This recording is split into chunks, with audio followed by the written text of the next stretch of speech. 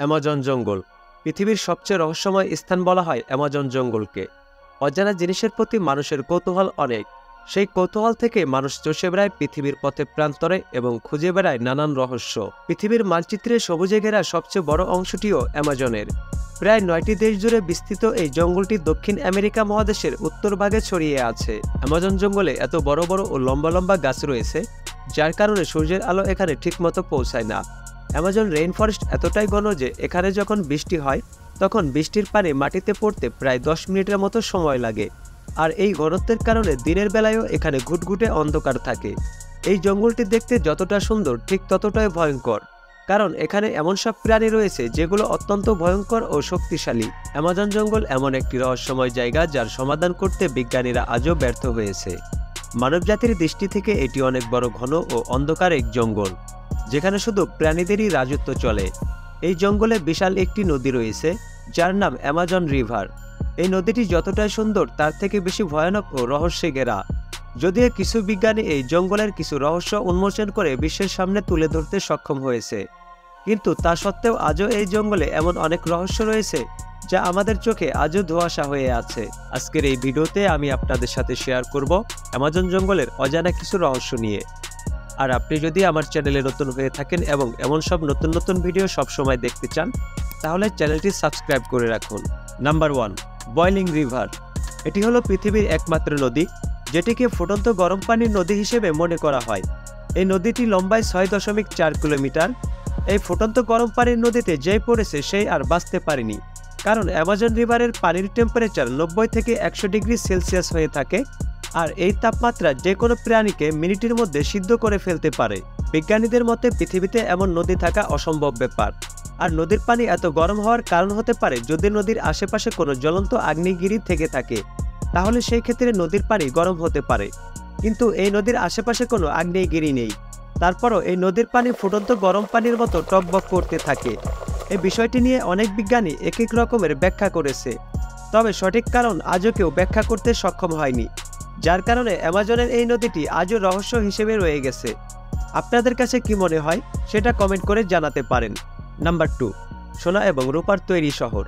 Amazon জঙ্গলে সোনা এবং রূপা দিয়ে তৈরি এমন একটি শহর আছে। 1925 সালে পার্সিভাল ফাউসেট নামের একজন ব্রিটিশ অনুসন্ধানকারী ব্রাজিলের একটি লাইব্রেরিতে পুরনো একটি বই খুঁজে পান, যা কয়েক হাজার বছর আগের পুরনো বই ছিল।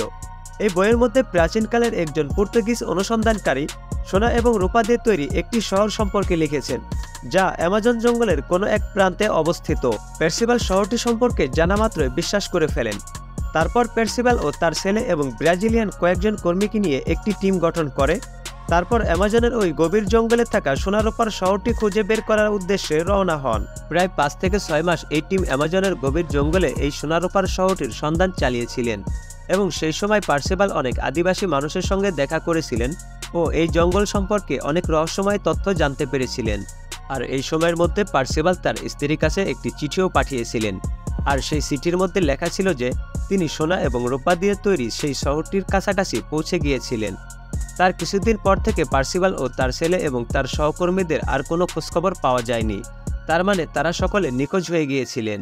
তাদের যখন কোনো খোঁজখবর পাওয়া যাচ্ছিল না, ব্রাজিল সরকার তাদেরকে খুঁজে বের করার জন্য অ্যামাজনের গভীর জঙ্গলে আরেকটি টিম পাঠান, কিন্তু অনেক খোঁজাখুঁজির পরও তাদের কোনো সন্ধান পাওয়া যায়নি। বিজ্ঞানীদের কাছে এই বিষয়টি আজও রহস্যের জাল হিসেবে রয়ে গেছে। নাম্বার 3, ইলেকট্রিক ইল। বিজ্ঞানীরা অ্যামাজন নদীতে এমন একটি মাছের সন্ধান পেয়েছে যা ইলেকট্রিক ইল নামে পরিচিত। অবাক করার বিষয় হলো, এই প্রাণী শিকারকে আক্রমণ করার জন্য বৈদ্যুতিক শক দিতে পারে। আনুমানিক 2 মিটার লম্বা এই প্রাণীটি 600 থেকে 800 ভোল্টের বিদ্যুতের শক দিতে পারে, যা একটি মানুষকে জমের বাড়িতে পাঠানোর জন্য যথেষ্ট।